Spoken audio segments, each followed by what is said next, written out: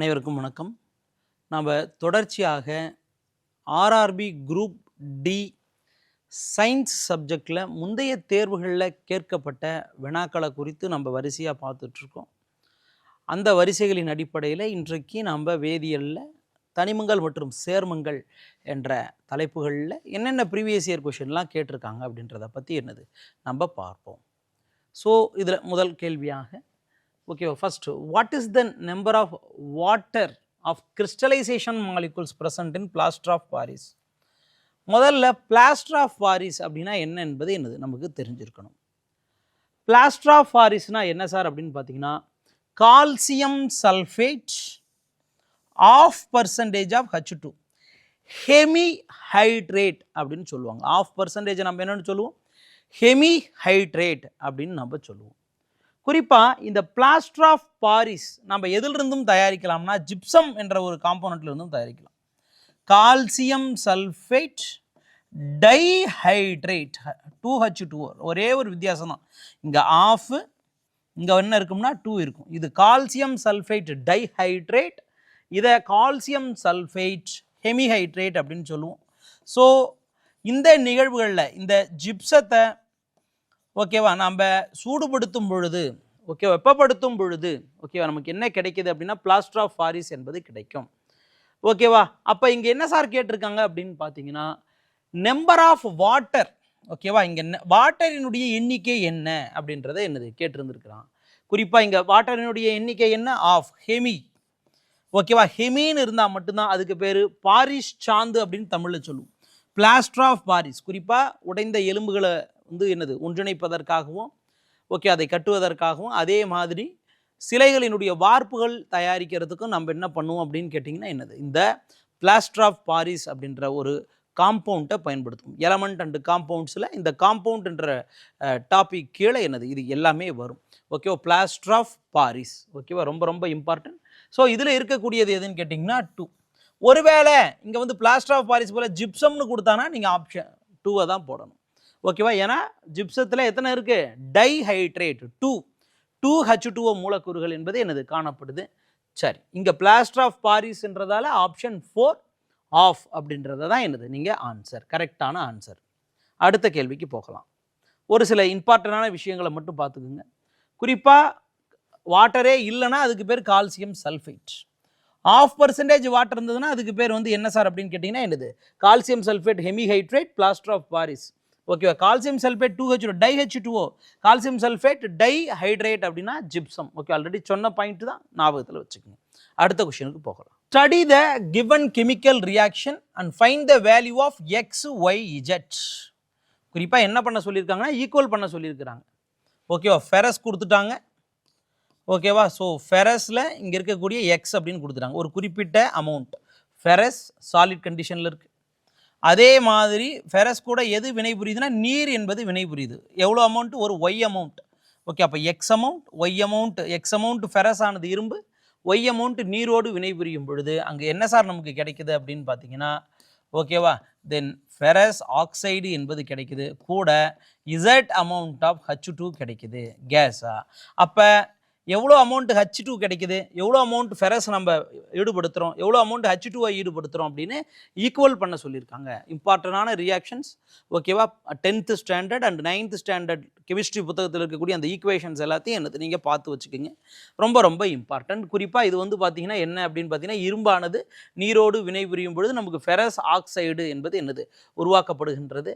ஓகேவா அப்போ அந்த வினையை என்னது நம்ம பார்க்கணும். ஸோ இதை நம்ம பேலன்ஸ் எப்படி சார் பண்ணலாம் அப்படின்னு கேட்டிங்கன்னா ஓகேவா 3 ஃபெரஸ் ஆனது ஓகேவா 4 மடங்கு நீரோடு வினைபுரியும். ஏன்னா இது ரெண்டும் வந்து பார்த்தீங்கன்னா இங்கே O4 என்பது இருக்குது. ஓகேவா அவங்க H2 கூட O இருக்கா அப்படின்னு கேட்டிங்கன்னா கிடையாது. அப்போ இங்கே ஓவை நம்ம என்ன தான் பண்ணலாம் அப்படின்னு பார்த்தீங்கன்னா இங்கே O வந்து எனது 4 வரணும். அப்போ இங்கே O வந்து என்ன இருக்குது, 1 தான் இருக்குது. அப்போ 4ன்னு வரணும்னா இங்கே 4 தான் வரணும் அப்படின்னு நம்ம இதை வச்சே என்ன பண்ணிட முடியும் கணிச்சிட முடியும். ஓகேவா அப்போ இங்கே என்ன பண்ணலாம் 4. So is equal to Fe3O4 plus H2 வந்து பார்த்தீங்கன்னா ஓகேவா இங்கே எத்தனை H2 இருக்குது உங்களுக்கு 8 H2. ஓகேவா அப்போ 4 × 2 8 ஹைட்ரஜன் என்பது காணப்படுது. இங்கே எத்தனை ஹைட்ரஜன், இங்கே ஹைட்ரஜனே என்னது நம்ம போடலை. அப்போ நம்ம இங்கே என்ன தான் பண்ணணும் அப்படின்னு கேட்டிங்கன்னா இங்கே H2 போட்டிருக்கான். ஓகேவா? அப்போ இங்கே இருக்கக்கூடிய அந்த 4 அப்படியே தூக்கி போட்டிங்கன்னாவே போதும், 4H2. ஓகேவா? அப்போ 3 மடங்கு ஃபெரஸ். ஓகே, ஏன்னா இங்கே Fe3ன்னு இருக்குது. ஓகேவா? வேற இங்கே ஏதாவது Fe இருக்கா? கிடையாது. அப்போ இங்கே மட்டும் தான் இருக்குது. அப்போ இதை வச்சே நம்ம ஈஸியாக போட்டு போயிட்டே இருக்கலாம். ஓகேவா? ஸோ ஈக்குவல் தான் பண்ண சொல்லியிருக்காங்க. அப்போ 3 எக்ஸ் என்றால் 3 3 மடங்கு ஃபெரஸ், ஒய் என்றால் குறிப்பாக நீரை குடிக்கக்கூடியது எத்தனை மடங்குன்னா 4. அதே மாதிரி ஹைட்ரஜன் Z என்பது வந்து பார்த்தீங்கன்னா என்னது 4. அப்போ 3 4 4 என்பது என்னது இந்த கேள்விக்கான விடை. ரொம்ப ரொம்ப இம்பார்ட்டன்ட். ஓகேவா? நீங்கள் இதை வச்சே என்ன பண்ணிடலாம் அப்படின்னு பார்த்தீங்கன்னா என்னது ஈஸியாக எழுதிட்டு போயிட்டே இருக்கலாம். ஓகேவா? இங்கே ஃபெரஸ் 3 தான் இருக்குது. இங்கே வேறு ஏதாவது இருக்கா அப்படின்னு பார்க்கணும். ஃபெரஸ் இந்த ஹைட்ரஜன் கூட இருக்கா அப்படின்னு பார்க்கணும். அப்போ இங்கே மட்டும் தான் இருக்குது. அப்போ இங்கே வந்து இருக்கக்கூடிய ஃபெரஸ் தான் இங்கே இருக்கும். அப்போ இங்கே எத்தனை இருக்குது ஃபெரஸ்? 3ன்னு ஈஸியாக போட்டு என்ன பண்ணிடலாம், நம்ம இந்த ஈக்குவேஷனை ஈக்குவலைஸ் பண்ணிட முடியும். ஓகேவா? ரொம்ப ரொம்ப இம்பார்ட்டண்ட். இந்த மாதிரியான இம்பார்ட்டண்டான ஈக்குவேஷன்ஸை வந்து பார்த்தீங்கன்னா எனது பார்த்துக்கணும். இதில் வந்து எனது ஒரு கேள்விகள் அடிக்கடி கேட்குறாங்க, ரொம்ப ரொம்ப இம்பார்ட்டண்ட். ஓகேவா? நம்ம அடுத்த கேள்விகளுக்கு போகலாம். ஸோ உங்களுக்கு ஸ்டெப் பை ஸ்டெப் எவாலுவேஷனும் கொடுத்துருக்கேன். ஓகேவா? நீங்கள் பார்த்துக்கங்க. ஸோ ரொம்ப ரொம்ப இம்பார்ட்டண்ட். ஆல்ரெடி நான் ஈக்குவலைஸ் பண்ணியாச்சு, நீங்கள் பார்த்துக்கங்க. அதுக்கடுத்து ஓகேவா? ஆல்ரெடி நம்ம இதுக்கு முந்தைய வகுப்புகளில் நியூலாண்டின் எண்ம விதியை பற்றி நம்ம பார்த்துருந்துருப்போம். இங்கேயே அது சம்பந்தமான என்னது கேள்விகளை கேட்டிருக்காங்க. குறிப்பாக நியூலாண்ட்ஸ் லா ஆஃப் ஆக்டிவ்ஸ், நியூலாந்தின் எண்ம விதியானது applicable only up to which element. Already நான் சொல்லியிருக்கேன் இந்த இது. ஓகேவா? குறிப்பாக சரிகம பதனி என்ற அந்த பதனீஸ் என்ற அந்த 8 ஸ்வரங்களினுடைய அடிப்படையில் வந்து பார்த்திங்கன்னா உங்களுக்கு வந்து பார்த்திங்கன்னா என்னது உங்களுக்கு இந்த தனிம வரிசை அட்டவணை என்பது என்னது வரிசைப்படுத்தப்பட்டிருக்கு. யாரில்? 1865 நியூலாண்ட் என்ற அறிஞரால் என்னது வரிசைப்படுத்தப்பட்டிருக்குன்னு சொன்னேன். 1வது எலமெண்ட்டு அந்த 8வது எலமெண்ட்டு வந்து பார்த்திங்கன்னா என்னது ஈக்குவலாக இருக்கக்கூடியது, சிமிலரான பண்புகளை கொண்டு காணப்படுதுன்னு சொன்னேன். அதில் ஒரு லிமிட்டேஷனும் நான் சொல்லியிருந்தேன். குறிப்பாக இது வந்து கால்சியம் வரையிலான பொருட்களுக்கு தான் என்னது இது சூட்டபிள் ஆகுது. அதற்கு மேல் போகும் பொழுது இது வந்து பார்த்திங்கன்னா சூட்டபிள் ஆகலை. குறிப்பாக வந்து பார்த்தீங்கன்னா இதில் ஹைட்ரஜன் முதல் தோரியம் வரை அப்படின்னு நான் சொல்லியிருந்தேன். 56வது மாஸ் நம்பர் அடிப்படையில் தான் இவர் வந்து வரிசைப்படுத்தியிருக்கிறாரு. 8 வரிசைப்படுத்தியிருக்கிறார். அதனால தான் இதை என்ன முறைன்னு சொல்கிறோம், என்ன வரிசை முறை அப்படின்னு என்னது நம்ம சொல்கிறோம். குறிப்பாக இதை யார் சார்னா நியூலாண்ட். ஓகேவா? ஸோ மியூசிக்கல் டோன் அடிப்படையில் வந்து பார்த்தீங்கன்னா இதை வரிசைப்படுத்தியிருக்கிறாரு. அது மட்டும் இல்லாமல் மாஸ் நம்பர் இன்க்ரீஸ் ஆவதன் அடிப்படையிலும் வரிசைப்படுத்தியிருக்கிறாரு. ஓகேவா? எப்படி வந்து உங்களுக்கு வந்து மியூசிக் நோட்டில் 1வதும் 8வதும் சிமிலராக இருக்கோ அதே மாதிரி இங்கே இருக்கக்கூடிய முதல் எலமெண்ட்டும் 8வது எலமெண்ட்டும் எப்படி இருக்கும் சிமிலரான பண்புகள், குறிப்பாக ஒத்த பண்புகளை கொண்டு காணப்படும் அப்படின்னு என்னது இவர் ப்ரொப்போஸ் பண்ணியிருக்காரு. இதெல்லாம் இதை பற்றின பேசிக் டீட்டெயில்ஸ்.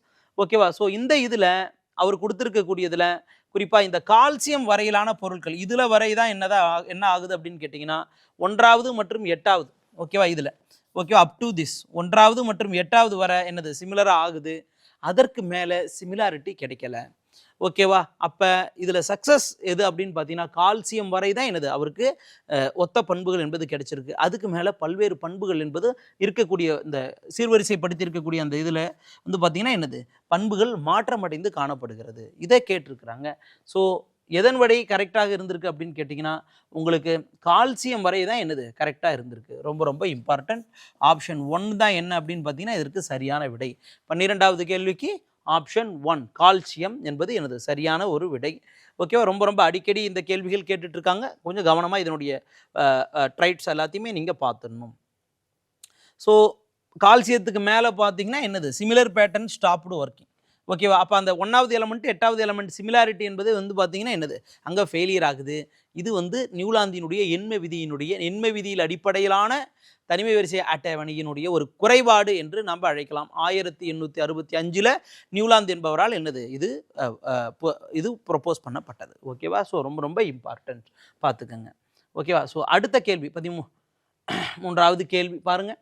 குறிப்பாக இதில் வந்து பார்த்தீங்கன்னா என்னது லைம்ஸ்டோன் சுண்ணாம்புக்கல் அப்படின்னா என்னது which of the following gases evolved when limestone undergoes thermal decomposition, வெப்ப சிதைவுக்கு உட்படுத்தும் பொழுது ஒரு சுண்ணாம்பு கல்லை வெப்ப சிதைவுக்கு உட்படுத்தப்படும் பொழுது நமக்கு எந்த வாயு உருவாகின்றது? அப்போ அதை நம்ம பார்ப்போம். சுண்ணாம்பு கல் அப்படின்னு எடுத்துக்கிட்டோம்னா கால்சியம் கார்பனேட். ஓகேவா? Calcium carbonate. அதே கால்சியம் சல்ஃபேட்னா என்ன? ஓகேவா? கால்சியம் சல்ஃபேட் டைஹைட்ரேட்னா என்னது ஜிப்சம். இது கால்சியம் கார்பனேட் ரொம்ப ரொம்ப முக்கியம். ஓகேவா? ஸோ சுண்ணாம்பு கல்.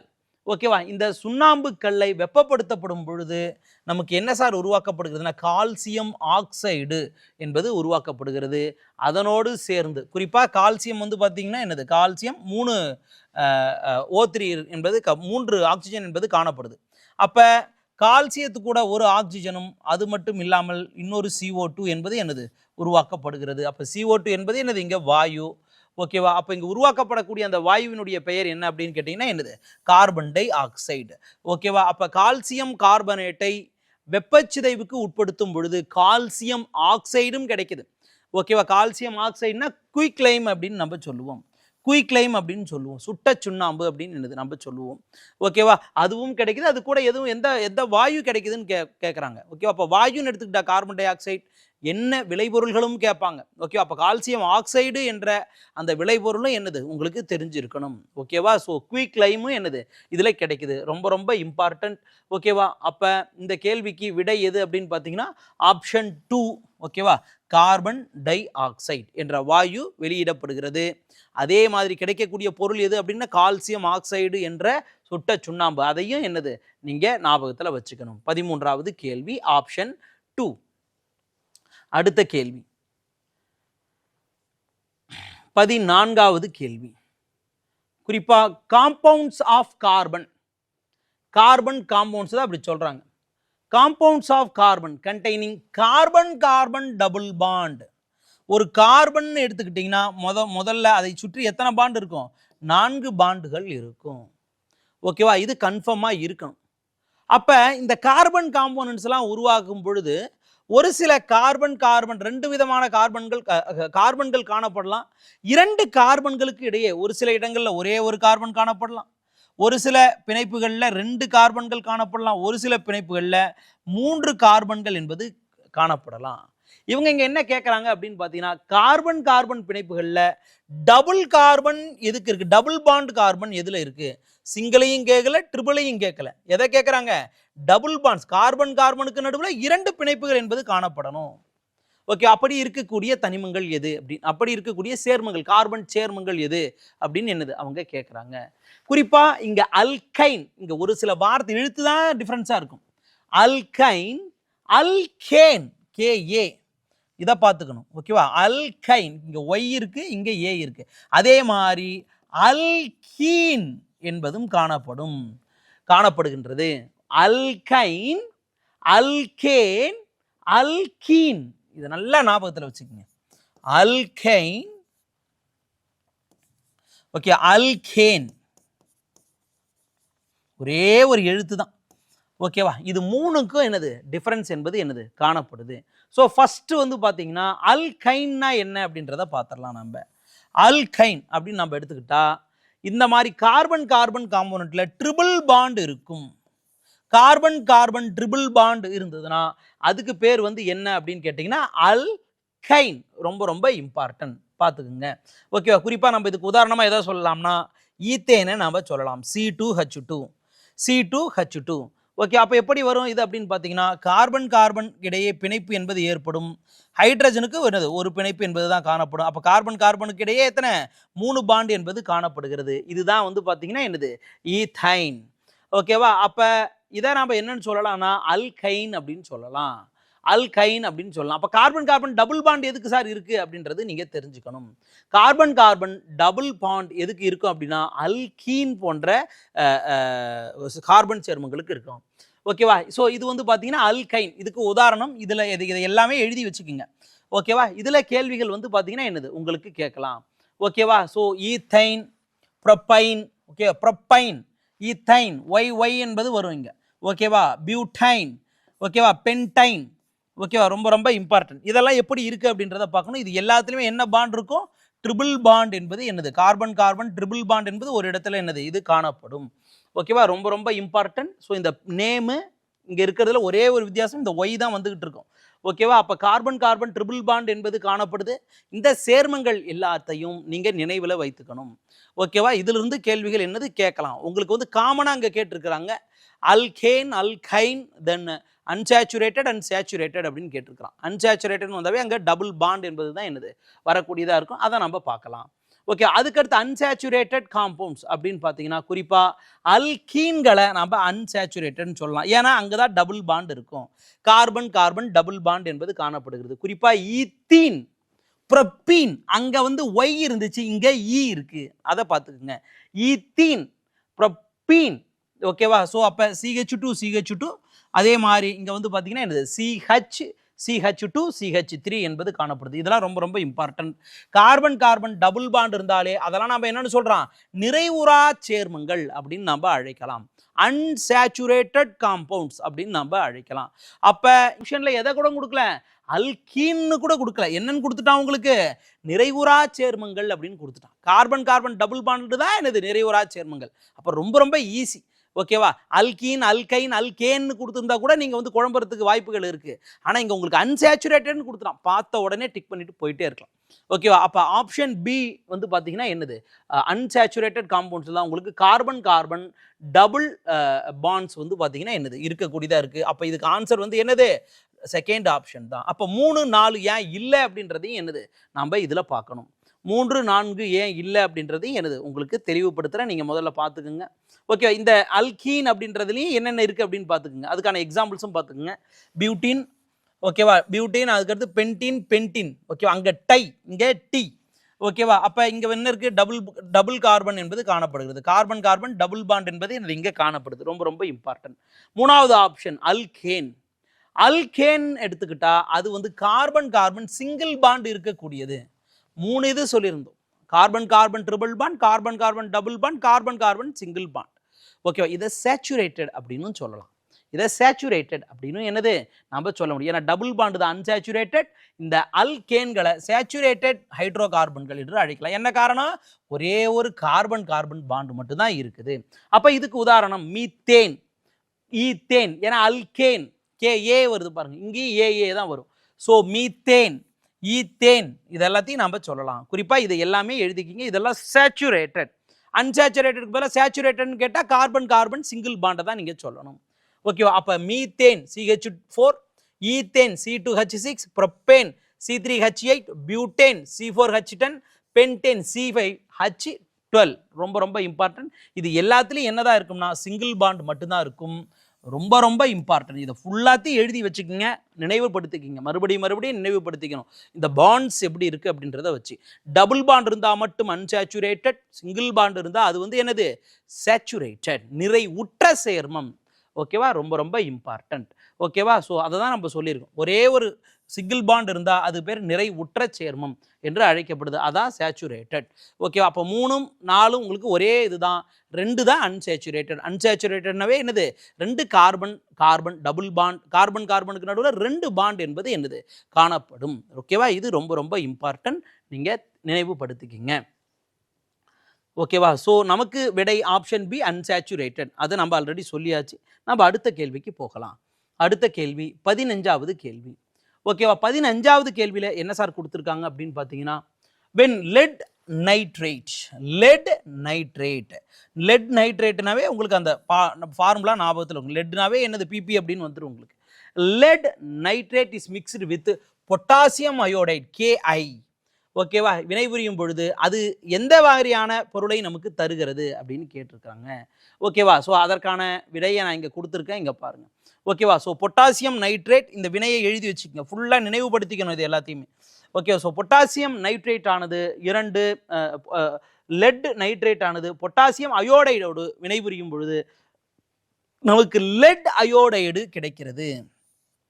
ஓகேவா? லெட் அயோடைடு கிடைக்கிறது. அதே மாதிரி பொட்டாசியம் நைட்ரேட் என்பது கிடைக்கிறது. ரொம்ப ரொம்ப இம்பார்ட்டன்டான ஒரு விஷயம். ஓகேவா? இங்கே கிடைத்திருக்கக்கூடிய இந்த பொட்டாசியம் அயோடைடு வந்து பார்த்தீங்கன்னா தே ஆர் இன்சாலிபிள். ஓகே, எதனோடு என்னது, கரையாது. ஓகேவா? கரையாத தன்மையை பெற்று இருக்கக்கூடியது. ஸோ இதனுடைய நிறம் என்னன்னு பார்த்தீங்கன்னா yellow colour let iodide. So இங்கே கொடுத்துருக்காங்க பாருங்கள், எல்லோ கலரில் இருக்கக்கூடியது தான் எதுன்னு கேட்டிங்கன்னா இது. பொட்டாசியம் நைட்ரேட் கிடைக்குதா அப்படின்னு கேட்டிங்கன்னா அது எல்லோ கலரை கொடுக்குதா அப்படின்னு கேட்டிங்கன்னா கிடையாது. எதுதான் எல்லோ கலரை கொடுக்குது, லெட் அயோடைடு தான் எந்த நிறத்தை கொடுக்குது அப்படின்னு கேட்டிங்கன்னா உங்களுக்கு எல்லோ கலரை கொடுக்கக்கூடியதாக இருக்கும். ஓகேவா? கலர்லெஸ் லெட் அயோடைடான்னு கேட்டிருக்காங்க, கிடையாது. Yellow colour. அதே மாதிரி பிளாக் கலரில் பொட்டாசியம் நைட்ரேட் கிடைக்குமா அப்படின்னு கேட்டிருக்காங்க, கிடையாது. அப்போ இது என்ன கலரை கொடுக்கக்கூடியது அப்படின்னு பார்த்தீங்கன்னா எல்லோ நிறத்தை, மஞ்சள் நிறத்தை கொடுக்கக்கூடியதாக இருக்கு, கரையாதது. They are insoluble solid. அது ரொம்ப ரொம்ப முக்கியம். ஓகேவா? இந்த பாயிண்ட் ஃபுல்லாகவே ஞாபகம் வச்சுங்க. இதை வச்சே என்ன பண்ணிட முடியும்னா என்னது, இந்த கொஷினை உங்களால் அட்டன் பண்ணிட முடியும். அப்போ என்னென்ன ரியாக்ஷன்ஸ்லாம் நடக்குது இந்த எலமெண்ட் அண்ட் காம்பவுண்ட்ஸ் இதில், ஓகேவா? அதில் உங்களுக்கு என்ன வினைகள், என்ன துணைப்பொருட்கள், பை ப்ராடக்ட்ஸ் கிடைக்குது, அதனுடைய நிறம் என்ன, ஓகேவா? இதையெல்லாம் நீங்கள் சீர்வரிசைப்படுத்தி எழுதிக்கிட்டீங்கன்னா உங்களால் கண்டிப்பாக ஒரு 1 மார்க்கை வந்து எனது இந்த மாதிரி கொஷின்களில் பெற்றுக்கொள்ள முடியும். ரொம்ப ரொம்ப இம்பார்ட்டன்ட். இதை நினைவில் வச்சுக்கோங்க.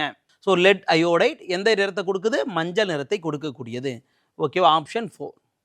ஓகே, அடுத்த கொஷின் 16வது கொஷின். ஓகேவா? To get rid of pain in stomach during indigestion. நம்முடைய வயிற்று பகுதியில் அஜீரண கோளாறுகள் என்பது ஏற்படும் பொழுது, ஓகேவா, நாம் கீழ்கண்ட பொருள்களில் எதை பயன்படுத்துவோம்னு கேட்குறாங்க. குறிப்பாக எலுமிச்சை சாறு, லெமன் ஜூஸா, இல்லை மெக்னீஷிய பாலா, இல்லை டொமேட்டோவா, தக்காளி ஜூஸா, இல்லை இரைப்பை சாரா, இந்த மாதிரி நிறைய கேட்டிருக்காங்க. கேஸ்ட்ரிக் ஜூஸ், குறிப்பாக கேஸ்ட்ரிக் ஜூஸ்னாவே அதில் என்னதான் இருக்குது, அமிலத்தன்மை கொண்டதாக தான் காணப்படும், HCl. ஓகேவா? ஏன்னா ஆல்ரெடி உங்கள் வயிற்றில் அமிலம் தான் இருக்குது, மறுபடியும் இதை நீங்கள் அமிலத்தை பயன்படுத்துவீங்களா? கிடையவே கிடையாது. ஏன்னா அஜீரண கோளாறு அமிலத்தன்மையின் காரணமாக, அதிக அளவிலான அமிலத்தன்மையின் காரணமாக என்னது ஏற்படுகிறது. குறிப்பாக லெமன் ஜூஸா, லெமன்லேயும் வந்து பார்த்தீங்கன்னா என்னதான் இருக்குது, உங்களுக்கு சிட்ரிக் அமிலம் என்பது தான் என்னது காணப்படுது. டொமேட்டோவில் என்ன இருக்குது, ஆக்சாலிக் அமிலம் என்பது என்னது காணப்படுது. அப்போ அதுவும் என்னது தான் அமிலத்தன்மை கொண்டதாக தான் என்னது காணப்படுகின்றது. அப்போ எப்பயுமே உங்களுக்கு வயிற்று கோளாறுன்னு எடுத்துக்கிட்டோம்னா அதற்கு நம்ம பயன்படுத்தக்கூடியது வந்து பார்த்தீங்கன்னா என்னது, மெக்னீஷியா பால். ஓகேவா? மெக்னீஷியா பால் தான் என்னது நம்ம எடுத்துக்கொள்ளணும். ஓகேவா? ஸோ இது ரொம்ப ரொம்ப இம்பார்ட்டன்ட். இது வந்து நமக்கு ஆல்ரெடி கிடைக்கக்கூடியது. குறிப்பாக இந்த மெக்னீஷியா பால் வந்து பார்த்தீங்கன்னா என்ன சார் அப்படின்னா என்னது, இது நடுநிலைத்தன்மை கொண்ட ஒரு வயிற்று பிரச்சனைகளின் பொழுது அதிக அளவிலான அமிலத்தன்மையை ஒரு நடுநிலைத்தன்மை நிலைக்கு எது கொண்டு வரக்கூடியது அப்படின்னு கேட்டிங்கன்னா என்னது, இந்த மெக்னீஷியா பால் என்பது என்னது கொண்டு வரக்கூடியதாக இருக்கும். ஸோ அப்போ அஜீரண கோளாறுகள் என்பது வந்து பார்த்தீங்கன்னா என்னது நிறைவுற்று காணப்படும், அது இருக்காது. ஸோ ஓகேவா? ஸோ இந்த கேள்விக்கு விடை என்பது வந்து பார்த்தீங்கன்னா என்னது, மில்க் ஆஃப் மெக்னீஷியா. 16வது கொஸ்டின், 3வது ஆப்ஷன் தான் என்னது இதுக்கு சரியான விடை. அடுத்து, so it neutralises the excess stomach acid. நம்ம வயிற்றில் இருக்கக்கூடிய அதிகப்படியான என்னது அமிலத்தன்மையை என்னது இது நீக்குகிறது. ஏன்னா இந்த மில்க் ஆஃப் மெக்னீஷியாவில் என்ன இருக்குது அப்படின்னு கேட்டிங்கன்னா மெக்னீஷியம் ஹைட்ராக்சைடு என்ற காரம், பேஸ். ஓகே, மெக்னீஷியம் ஹைட்ராக்சைடு என்ற பேஸ் ஆனது காணப்படுகிறது. அப்போ அதிக அளவிலான ஆசிட் இருக்கும் பொழுது அதனோடு பேஸ் சேர்ந்தால் அது நியூட்ரல், ஓகேவா, நடுநிலைத்தன்மை உடைய ஒரு நிலையை, pH அளவை எங்கே உருவாக்கும் அப்படின்னா நம்முடைய வயிற்று பகுதிகளை உருவாக்கும். அதனால் அஜீரண கோளாறுகள் என்னது சரிப்பட்டு போகும். ரொம்ப ரொம்ப இம்பார்ட்டன்ட். ஓகேவா? அடுத்த கேள்வி 17வது கேள்வி. ஓகேவா? 17வது கேள்வி என்ன சொல்லுது அப்படின்னு பார்த்தீங்கன்னா டாபர்னியரின் மும்மை விதி. ஓகேவா? டாபர்னியரின் மும்மை விதி. அங்கே நியூலாந்தின் எண்ம விதி அப்படின்னு நம்ம படித்தோம். ஓகேவா? 8 தனிமங்களாக அவர் வரிசைப்படுத்துறார். முதல் தனிமமும் 8வது தனிமமும் சமம் என்று நியூலாண்டினுடைய எண்ம விதியை பார்த்தோம். அதே மாதிரி 3 தனிமங்களாக இங்கு வருகைப்படுத்தியவர் யார் அப்படின்னு கேட்டிங்கன்னா இந்த டாபர்னியர். ரொம்ப ரொம்ப இம்பார்ட்டன்ட். டாபர்னியரின் மும்மை விதி என்று நாம் சொல்கிறோம். ஓகேவா? ஸோ அப்போ டாபர்னியர் tried to arrange elements with similar properties into groups. From this he identified some groups having how many elements? ஓகேவா? அப்போ ஒரு சில டாபர்னியருடைய மும்மை விதியின் அடிப்படையில் எதன் அடிப்படையில் அவர் பிரிச்சிருக்கிறாரு அப்படின்றத நம்ம பார்க்கணும். எந்த ப்ராப்பர்ட்டியின் அடிப்படையில் பிரிச்சிருக்கிறாரு அப்படின்றத பார்க்கணும். குறிப்பாக அவர் எதை வச்சு பிரிக்கிறாருன்னா 3 தனிமங்களை அடிப்படையாக கொண்டு தான் பிரிக்கிறாரு. அதை தான் கேட்டிருக்காங்க, மும்மை விதி. அப்போ இதை பற்றின விஷயங்களை பற்றி என்னது பார்ப்போம். டாபர்னியரின் மும்மை விதி. Okay, 3 element. இதை எப்படி சார் பிரிச்சிருக்கிறாரு அப்படின்னு கேட்டிங்கன்னா 3 எலமெண்ட்டை எடுத்துக்கிறாரு. அந்த 3 எலமெண்ட்லேயும் வந்து பார்த்தீங்கன்னா உங்களுக்கு அதனுடைய மாஸ் நம்பரை வந்து எடுத்துக்கிறாரு. ஓகேவா? அப்போ முதல் தனிமம், இப்போ நீங்கள் லித்தியம், சோடியம், பொட்டாசியம் அப்படின்னு எடுத்துக்கோங்க. இது 3க்கும் வந்து பார்த்தீங்கன்னா ஒரு சிமிலாரிட்டி இருக்குது. என்னென்னா 3மே வந்து பார்த்தீங்கன்னா என்னது கார உலோகங்கள் அப்படின்னு நம்ம சொல்லலாம். கார உலோகங்கள்னு சொல்லலாம். அப்போ இது 3க்கு என்ன சிமிலாரிட்டி இருக்குது அப்படின்னு பார்க்கணும். ஓகே, லித்தியத்தினுடைய மாஸ் நம்பர் என்ன சார் அப்படின்னு பார்த்தீங்கன்னா 6 அட்டாமிக் மாஸ் மீன்ஸ் நிறை எண் என்னன்னா 6.9 அல்லது 7. சோடியம்னு எடுத்துக்கிட்டா 23, பொட்டாசியம்னு எடுத்துக்கிட்டா 39. அப்போ முதல் தனிமம் மற்றும் கடை தனிமம் இதை நல்லா ஞாபகத்தில் வச்சுக்கணும். ஓகேவா, முதல் தனிமம் மற்றும் கடை தனிமத்தினுடைய ஆவரேஜ் தான் எதுன்னு கேட்டா இந்த இடைநிலை தனிமத்தினுடைய என்னது இடையில் இருக்கக்கூடிய இந்த சோடியத்தினுடைய அல்லது இடையில் இருக்கக்கூடிய அந்த தனிமத்தினுடைய நிறை எண் அப்படின்னு என்னது அவரு சொல்றாரு. பாருங்க, முதலில் 3 வரிசைப்படுத்துறாரு. முதல், இடை மற்றும் கடை அப்படின்னு பிரிச்சுக்கிறோம். ஓகேவா, அப்ப முதல்ல இருக்கக்கூடியதும் கடைசியில இருக்கக்கூடியதும் இது ரெண்டுத்தையும் கூட்டி நமக்கு கிடைக்கக்கூடிய, அதாவது இரண்டத்தையும் கூட்டிங்க பாருங்க, முதல்ல இருக்கக்கூடியது 6.9, இரண்டு கடையில் இருக்கக்கூடியது 39. 6.9 39 இதனுடைய ஆவரேஜ் எடுத்துக்கிட்டா 2. ஓகேவா, அப்ப இது ரெண்டோட ஆவரேஜ் தான் எதனுடைய நிறை எண் அப்படின்னு சொன்னீங்கன்னா நடுவில் இருக்கக்கூடிய அந்த தனிமத்தினுடைய நிறை எண் அப்படின்னு யாரு சொல்றாரு அப்படின்னு கேட்டீங்கன்னா இந்த டாபர்னியரினுடைய மும்மை விதி என்னது நமக்கு சொல்லுகிறது. ஓகேவா, அப்ப இவர் எதை எடுத்துக்கிறாரு, சிமிலாரிட்டி அடிப்படையில். அது மட்டும் இல்லாமல் முதல் தனிமம் மற்றும் கடை தனிமத்தினுடைய நிறையெண்களின் சராசரியை தான் இடையில் இருக்கக்கூடிய தனிமத்தின் நிறை எண்ணாக எடுத்துக்கொள்ளக்கூடிய வகையில் இவர் அந்த தனிமங்களை என்ன செலக்ட் பண்ணி 3 தனிமங்களாக இவர் வகைப்படுத்துகிறார். யாரு, டாபர்னியர். ஓகேவா, டாபர்னியரினுடைய மும்மை விதி. ஓகேவா, ரொம்ப ரொம்ப இம்பார்ட்டன்ட். ஓகேவா, இந்த கொஸ்டின் ரொம்ப ரொம்ப இம்பார்ட்டன்ட். அதே மாதிரி பாருங்க, உங்களுக்கு அடுத்து அல்கலின் எர்த் மெட்டல் அப்படின்னு கொடுத்துருக்குறோம் இதில் வந்து எடுத்துக்காட்டுக்கு. ஓகேவா, அப்போ கால்சியம், ஓகேவா, ஸ்ட்ரோனியம், பேரியம் இருக்கு. இப்போ இதில் இடையில் இருக்கக்கூடியது வந்து ஸ்ட்ரோனியம் 87.6 என்பது அதனுடைய நிறை எண். 87.6 என்பது அதனுடைய நிறை எண். கால்சியத்துக்கு 40, பேரியத்துக்கு 137.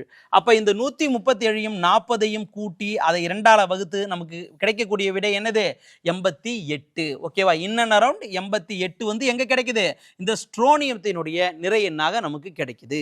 இதுதான் டாபர்னியரினுடைய மும்மை விதி. அதாவது 3 தனிமங்களாக எதை வைத்து வகைப்படுத்துகிறார் என்பதற்கான சான்று.